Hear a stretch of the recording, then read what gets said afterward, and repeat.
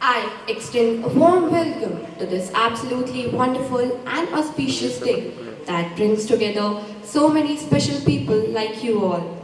I am Jia and today I have the pleasure to welcome you all on the occasion of annual presentation of our class 9th G on the topic our judiciary. I, on behalf of my whole class and class teacher, heartily welcome Honorable MD Sir, Principal Ma'am, CCA Director Vinita Ma'am, Director Bhavna Ma'am, respected teachers, parents and my dear friends. I am sure you all must be excited for today, like I am, and must be looking forward to some electrifying performances. But before we get started, let's talk a little about what's judiciary. The judiciary is a branch of government that interprets and applies law, settles disputes, and administers justice to the citizens. Its main role is to protect rule of law, ensure supremacy of law, and safeguard individual rights. The Indian administration is divided into three main branches: legislature, executive, and judiciary. While the first two are interdependent, but the Indian judicial system is an independent pillar, which means it works without the interference of other two organs of the government. A landmark case which has earned the name of Savior of Indian Constitution, Keshwanand Bharti case, which is also popularly known as Fundamental Rights case. Under this case, the Supreme Court of India outlined the basic structure, doctrine of Constitution, which give basic powers to the judiciary to amend or review the provisions of Constitution enacted by the Parliament of India. This case made it clear that certain principles within the framework of Indian Constitution are inviolable and can't be amended by the Parliament. We shall talk about it further, but once again, we welcome you to the annual presentation of our class. Thank you for being here and making this assembly possible. Now, I would like to call Jayashree for the pledge. Please stand up and put your right hand on your left shoulder and get ready for the pledge. O God, I offer you, my studies, thoughts, words, and actions of this day. Enlighten my mind, strengthen my memory, and guide me to do what's right. Amen. Today's thought of the day is, the judiciary must be both independent and honest. It must be independent to ensure that it can dispense justice without fear or favor. It must be honest to ensure that it is respected by the people. I repeat my thought, the judiciary must be both independent and honest. It must be independent to ensure that it can dispense justice without fear or favor. It must be honest to ensure that it is respected by the people. Thank you. The judiciary must be both independent and impartial, always ensuring that the justice is done without fear or favor. So, now it's time for our much anticipated group discussion on the topic judiciary. To make this discussion enriching and insightful, we hire an esteemed panel of participants joining us. The judiciary of India is a system of groups that interpret and apply the laws in the Republic of India. India has a common law system which was first introduced by the British East India Company and with influence from other colonial powers and Indian princely states, as well as the practices from ancient and medieval times. The Constitution of India provides the concept for simple and unified judiciary in India. The judicial system is structured in three levels with subsidiary parts. The Supreme Court, also known as the Apex Court, is the top court and the ultimate appellate court in India. The Chief Justice of India leads that court. High courts are top judicial bodies in individual states, controlled and managed by state chief justices. Below the high courts are district courts, also known as subordinate courts, that are controlled and managed by district and session judges. Below the subordinate court are civil courts and district municipal court that are headed by sub-judge. The higher the subordinate court, criminal court is headed by Chief Judicial Magistrate at top and followed by ACJM and JM at lower level. The Indian judicial system is managed and administered by officers. Judges of subordinate judiciaries are appointed by the governor on recommendation by the High Court. Judges of the High Courts and Supreme Courts are appointed by the President of India on the recommendation of a collegium.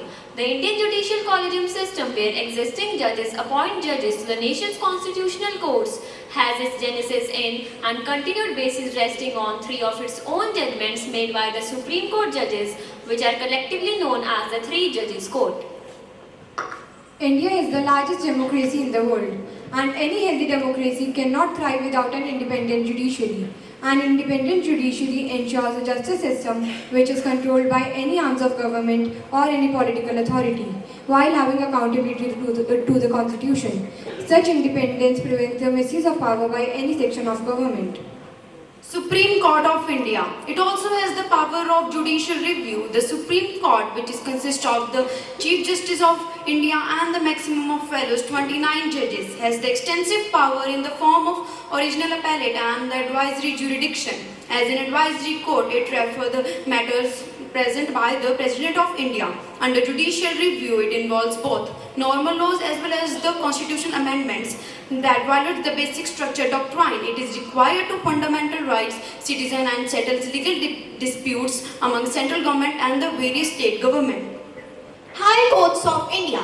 In India, each state and union territory has a High Court, which is the highest appellate court of that region. There are 25 High Courts in India, with some overseeing more than one state or union territory. Delhi has its own High Court. Each High Court is led by a Chief Justice and other judges, all appointed by the President of India. These courts handle civil and criminal cases only when lower courts are not authorized to do so. Subordinate courts of India. The subordinate courts have been named such because they come under the authority of state's high court. In every district in India, there are many types of subordinate courts, which include civil courts. These deal with the disputes over the violation of fundamental rights of a citizen. Criminal court. These deal with committing of a crime by any citizen. Revenue court. These deal with cases of land revenue in the state. Civil Courts of India. Civil courts deal with civil cases. Civil law is referred to in almost all cases other than criminal cases. Criminal law applies when a crime such as robbery, murder, arson, etc. is perpetrated. Civil law is applied in disputes when one person sues another or entity. Examples of civil cases include eviction, divorce, consumer problems, debt or bankruptcy, etc. Judges in criminal courts and civil courts have different powers. While a judge in criminal court can punish the convicted person by sending him or her to jail, a judge in civil court can make the guilty pay fines, etc. The District Court. The District Court of the India are the District Court of the state government. In India, for every district or for one or more district, together taking into the account of number of cases, population distribution. In the district, there is a total of 672 district court in India at present. Also, the ruling district court is under the subject of Appellate Judication High Court.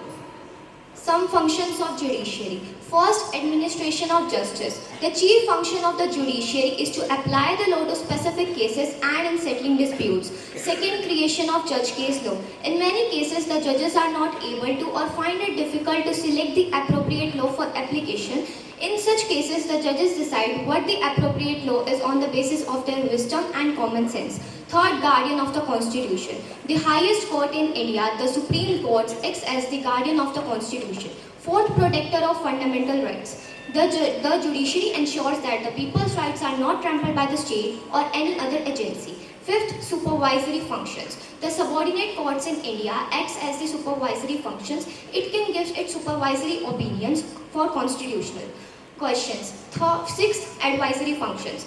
The Supreme Court in India acts as the advisory function and give its advisory opinions on constitutional questions. Some other functions of judiciary are conducting judicial inquiries, special ruling federation, etc.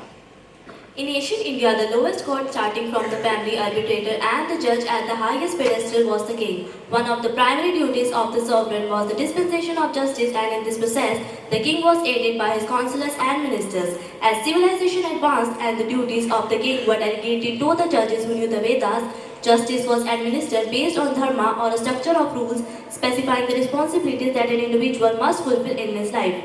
Custom served as a source of law. This system contained till Mughal period. Theoretically, the rulers had to be obedient to the Sharia, and history speaks about certain cases where sovereigns unresistingly submitted to the Qazi's decision. Every provincial state and every large town had a Qazi. The Qazi held the trial in the presence of parties and were accepted to write their legal documents very carefully. The king was the highest court of appeal. The ruler sat in a court known as Mazalim. According to Ibn Battuta, Muhammad bin Tughlaq, ruler of Tughlaq dynasty, he had compliments each Monday and Thursday. The modern judicial system of India has its foundation in the colonial era. The East India Company established courts with European judges applying English law. The British introduced the common law system in India and established the Sadar Diwali Adalat. They were later followed by the establishment of high courts. The promulgation of Regulating Act of 1773 by the King of England paved the way for the establishment of Supreme Court of Judicature at Kolkata. The Supreme Courts at Madras and Bombay were established by King George III on 26 December 1800 and on 8 December 1823 respectively. The establishment of Kolkata's High Court in 1862 marked a significant step in creating a formal legal framework and abolished the Supreme Courts at Madras, Bombay and Kolkata and also the Sadar Adalats in presidency towns. Now, some important historical judiciary acts of India are Menka Gandhi versus Union of India in the year 1978, Vishakha and other versus States of Rajasthan in the year 1997, A.K. Gopalan versus State of Madras in the year 1950, Keshwanand Bharti versus State of Kerala in the year 1973,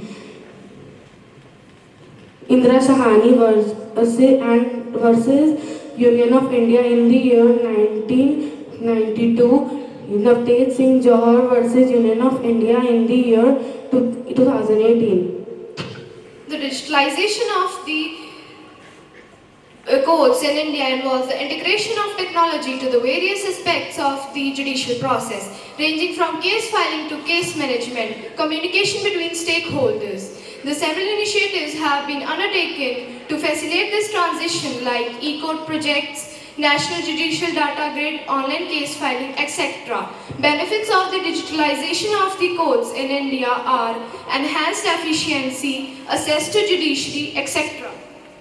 In conclusion, the judiciary is a crucial component of Indian democracy and plays a far larger role than simply reading the law. It is the function of justice, defending personal freedoms, enforcing responsibility and supporting the rule of law. Thank you. An art form that speaks volumes without uttering a single word. So now let's take you on a journey of emotions through the silent yet expressive world of mind.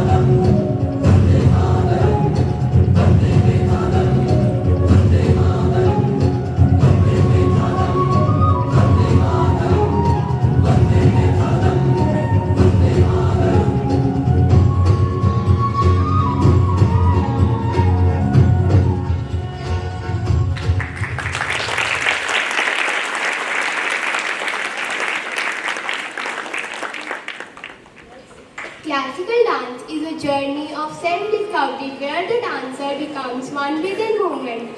So now let's enjoy our classical dance. Our classical dance song on Sakal Ban originates from the devotion of a poet Amir Khusro to his guru Hazrat Nizamuddin Aulia.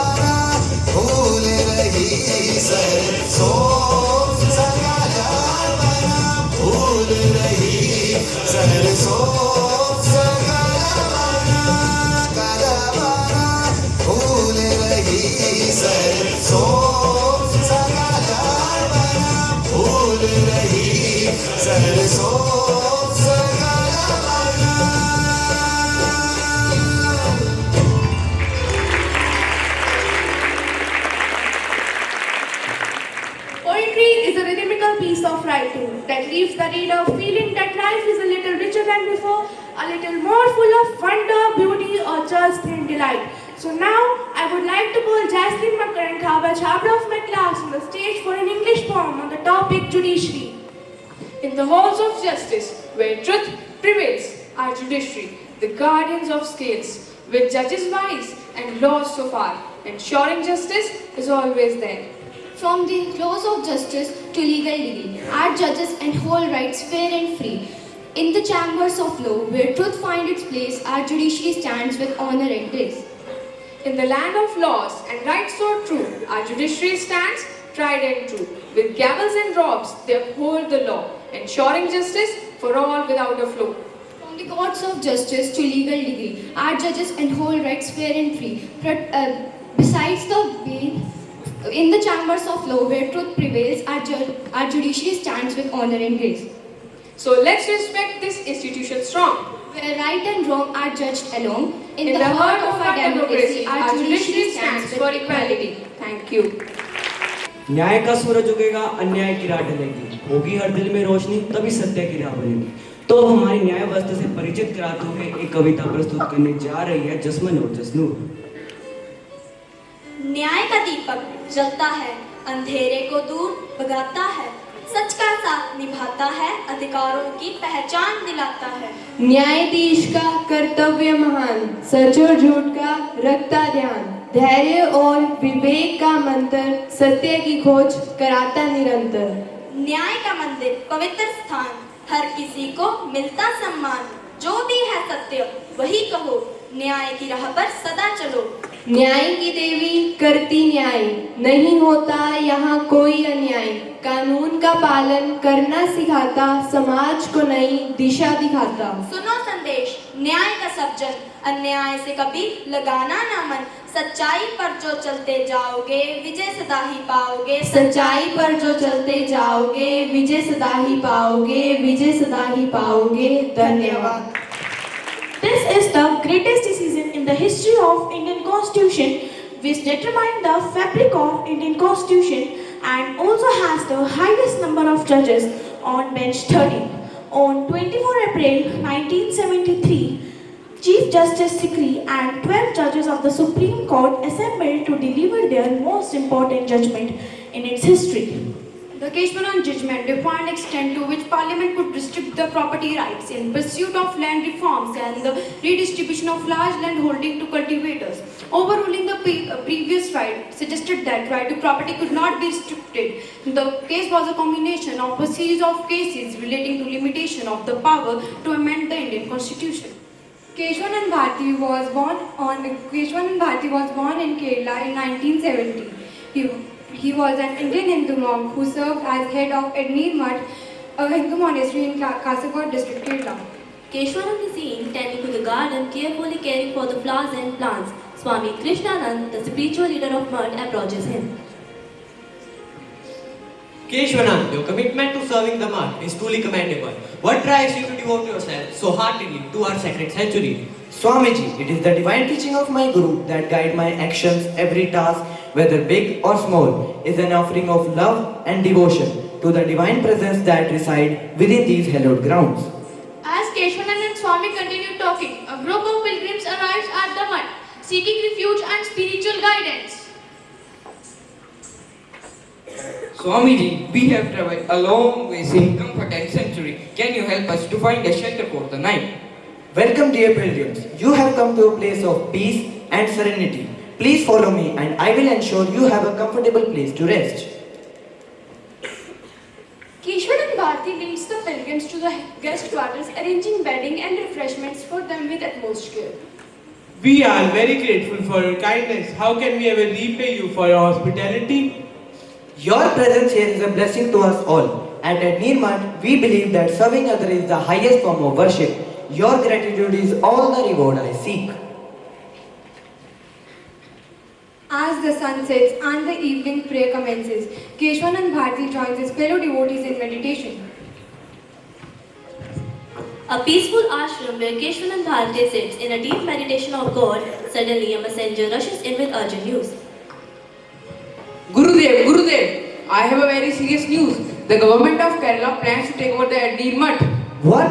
What do you mean? The Ednir Mutt has been a spiritual sanctuary for generations. Why would the government want to seize it? It is said that the state government of Kerala are going to make a change in their existing laws for rebuilding the social and economic condition of their state. The Kerala Land Reforms Act was passed in 1963. This Land Reform Act put a restriction over that, how much land anyone can own. Basically, it restricted the property rights of the citizens.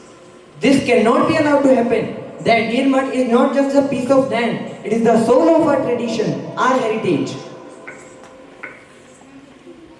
With a sense of determination, Keshwanan Bharti begins to gather his fellow monks and disciples to discuss the impending threat to their beloved ashram.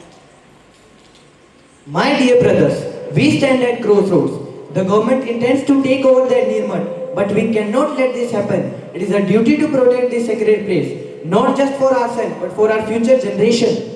Swamiji, what can we do against the might of the government? We may be few in numbers, but our resolve is strong. We will raise our voices, petition the authorities, and seek justice through legal means if necessary. The endearment will not fall without a fight. As the sun sets over the ashram, Keshwanand Bharti and his followers promise each other to defend their spiritual lands against the threat, united in their determination to uphold their principle and preserve their heritage. In March 1970, Keshwanand Bharti opposed and challenged this Land Reform Act and said that this Land Reform Act violates his fundamental rights such as Article 14, Article 19, Article 25 and Article 26. At that time, many such cases were running in the Supreme Court such as bank nationalization case, Golaknath case, etc. After Golaknath case, many restrictions were imposed on the powers of the Parliament. We are here to decide on Keshwanand Bharti versus State of Kerala. The implications of the case are profound. Proceed. My lord, this case is not just about land, it's about the sanctity of a constitution. The Kerala Reforms Act violates the fundamental rights granted by the constitution. Can the parliament alter these rights at will? Objection, my lord. The parliament under Article 368 has the power to amend any part of the constitution, including fundamental rights. This power is essential for the progress of our nation. Arguments in the court continued. Both of you raised vital points. This court must determine whether there are limits to the power of amendments. This court will continue on the next scheduled date. Discussion among judges. If we allow a restricted power to amend, don't you feel the very essence of our constitution could be destroyed? Yes, I agree. But if we limit the power, are we not curbing the democratic authority of parliament? We must find a balance. The constitution is not just a legal document. It is the soul of our democracy. We can't allow its core to be altered. After many weeks of discussion among judges, the day of final judgment arrives. After a careful consideration of this heated argument presented before the court, the bench has reached a historic decision. The parliament has power to amend the constitution. However, this power is not absolute. It cannot alter the basic structure of our constitution. This doctrine protects our fundamental rights.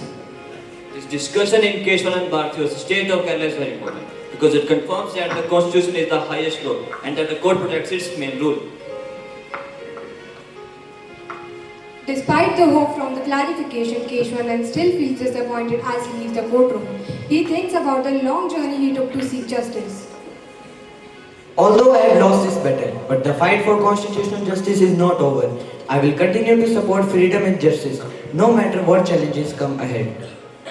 Although Keshwanand Bharti did not receive any justice, his case brought about significant changes in the India's history. Keshwanand Bharti case was passed on 24th April 1973 by a slight majority of 7:6. The Supreme Court upheld the laws and protections given to them. Keshwanand Bharti lost his property but not before winning the constitutional guarantee to the fundamental rights of the citizens. Thank you. The beauty of English songs lies in their ability to capture the complexity of human emotion in all its form and shapes. Now my classmates Japneet and Khushi are going to sing a mesmerizing song.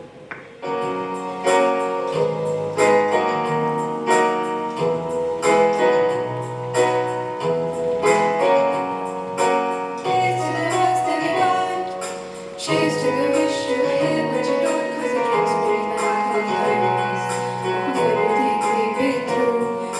Toast to the ones in today, toast to the ones that we lost in the way, 'cause the drinks bring back all the memories, and the memories bring back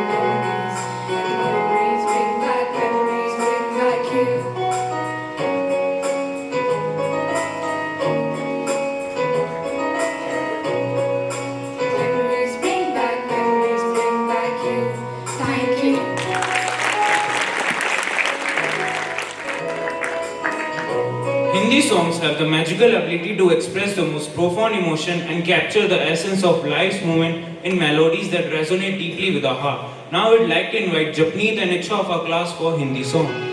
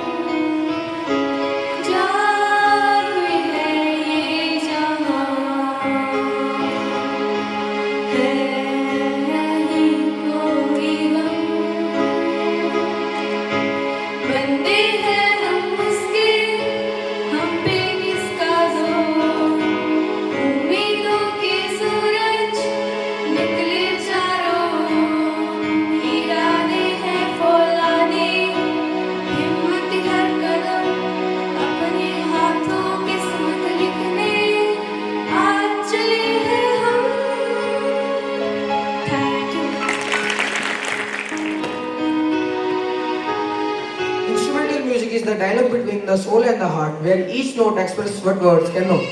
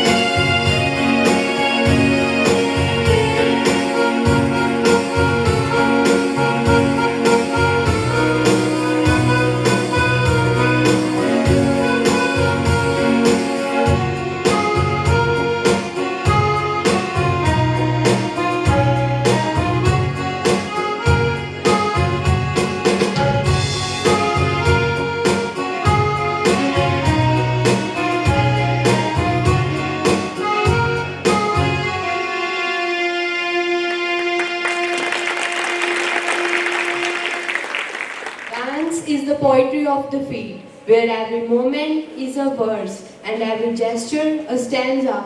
Weave stories in the air with grace and elegance. So now, let's dive into the elegance of the performance. So everyone, this performance is dedicated to our Honorable MD Sir, whose journey has been a testament with resilience, passion, etc. So in this dance, we aim to capture the dedication of our souls. So, and reflecting the challenges he overcome and inspiration he proved to many people. So, this dance is not just a tribute, but a celebration of their serenity. So, let's perform.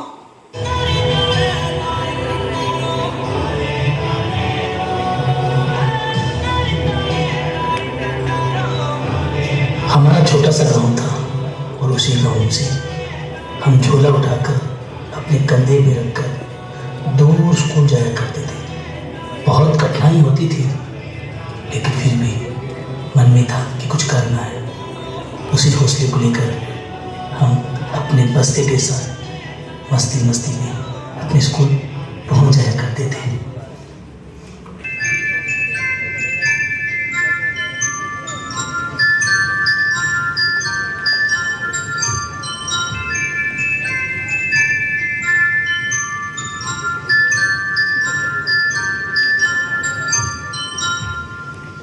जिंदगी का साथ निभाता चला गया,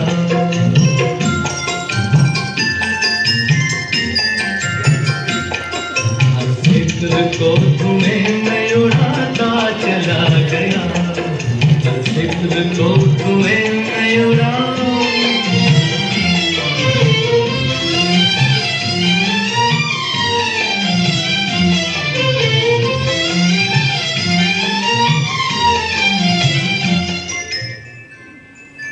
उच्च शिक्षा ग्रहण करने के लिए हमें हमारी बुआ के घर जाना पड़ा और हमारी बुआ हमें अपनी माँ की तरह प्यार करती थी।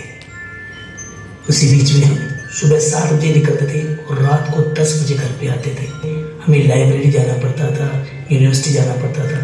हमारे पास पैसों का इतना अभाव था कि हमारे पास किताबें वगैरह नहीं होती थी, तो हम लाइब्रेरी में ही किताबें पढ़ते थे। मन में यही था कि नहीं, कुछ करना है। जो उड़ना है तुझे ऊंचा, परों को खोल के रख, कसौटी वक्त की है, हौसलों को तोल के रख।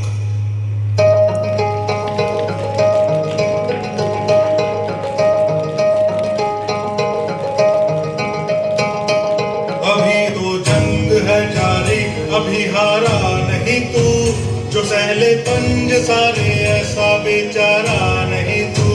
भरोसा रख खुदा पे और अपने हौसलों पे, तुझे तो चांद बनना है, कोई तारा नहीं तू। करेंगे वो जो करना है, जो चाहेंगे वो होगा, ये अब तू ठान ले, तकदीर से भी बोल के रख। कसौटी वक्त की है, हौसलों को तोल के रख। जोड़ना है तुझे ऊंचा, परों को खोल के रख। कसौटी वक्त की है, हौसलों को तोल के रख। जोड़ना है तुझे ऊंचा, परों को खोल के रख। कसौटी वक्त की है, हौसलों को तोल के रख। जोड़ना है तुझे ऊंचा, परों को खोल के रख।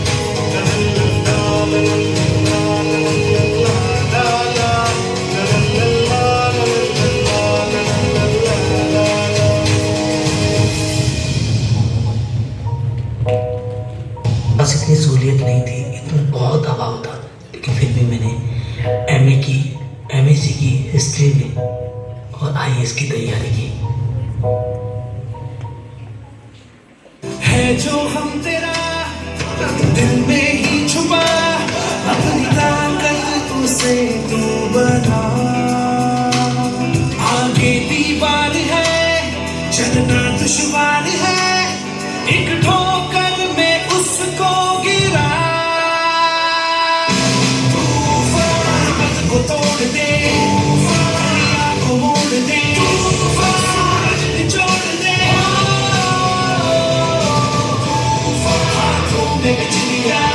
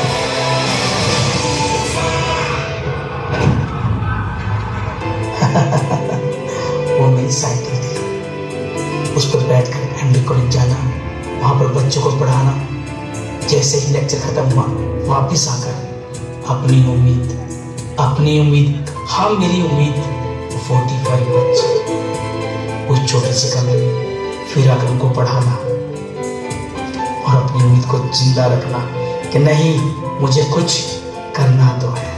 मेरा सपना था कि मैं बच्चों को एक हाइट पे लेके जाऊं, मेरी पढ़ाई बच्चे देश ही नहीं पूरी दुनिया में अपना नाम करे,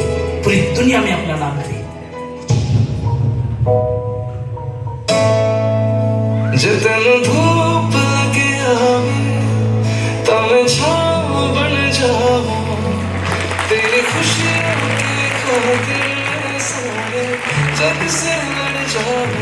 है मेरी यही आरज़ू कि तेरा ही मैं साथ दूं, तेरा बन के रहूं सदा मैं परछावा।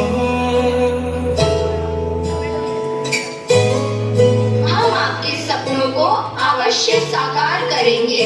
आपका विश्वास हमें मंजिल की ओर चलने के लिए प्रेरित कर रहा है। आपकी वजह से हमारी आंखों में अनगिनत चमकीले सपने सितारों की तरह झिलमिला रहे हैं और इच्छाएं महत्वाकांक्षाओं में